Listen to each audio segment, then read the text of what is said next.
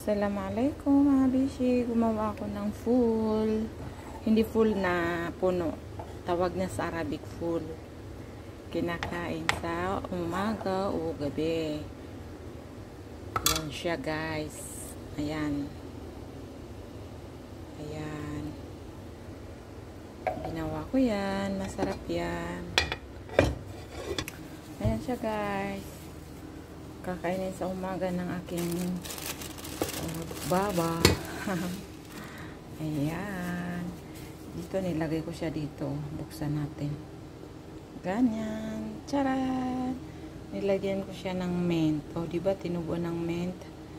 Takpan natin para hindi lumamig. Para may design mga mami. Diba sa restaurant pagka may mga disenyo. Kasi pag maayos ang pagkalagay, parang sagado ka, sagana kang kumain, di ba? Pasensya kayo kung nabubul ang bishi nyo. Pagka bibidyo kasi minsan nakakalimutan ko yung sasabihin ko. O, di ba? Saan ka pahanap ng ganun?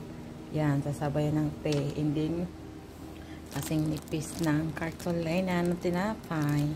Hanggang dyan na lang po. Maraming salamat sa panonood. Thank you for watching.